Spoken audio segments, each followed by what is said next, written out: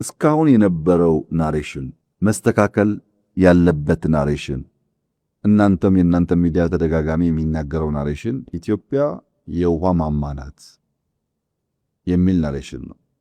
ኢትዮጵያ የውሃ ማማ መሆኗ ሙሉ በሙሉ ስህተት አይደለም፣ ውሸትም አይደለም።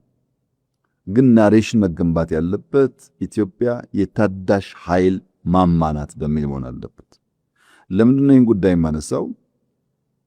ይሄኛውን ውሃ አትንኩት እናንተ ሲሉ ዝም ብሎ መንገደኛ የሆነ ሀገር ሰዎች ለምን ስትላቸው እናንተ እኮ የውሃ ማማ ናችሁ፣ የውሃ ችግር የለባችሁም፣ ይሄኛውን ብትተውትም አማራጭ አላችሁ።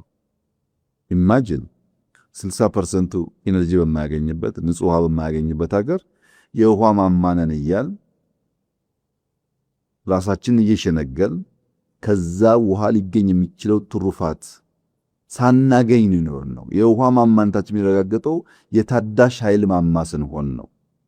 የውሃ ማማነት የሚረጋገጠው መቶ በምግብ ራሳችንን መቻል ስናረጋግጥ ነው። ውሃው ምግብ፣ ውሃው ኢነርጂ፣ ውሃው ህይወት ሲሆን ነው እንጂ ውሃው መሬት ቆፍሮ ሸለቆ ፈጥሮ ንጹህ አፈር እያንከባለለ ስለሄደ የውሃ ማማ ልንባል አንችልም። ባለፉት 1000 ዓመታት የኢትዮጵያ ውሃ ማማነት ብዙ ሸለቆ ፈጠረ።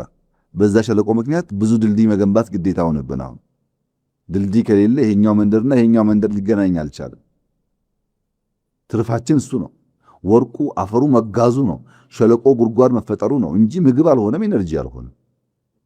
ያ ሪሶርስ በበቂ ደረጃ ታዳሽ ኃይል ላይ ውሎ የኢነርጂ ማማ ከሆን የምግብ ማማ ከሆን ያኔ ይሄን ናሬሽን ብትቀጥሉ ችግር የለው። አሁን ግን ለሌሎች ኤክስኪውዝ ነው የሆነው።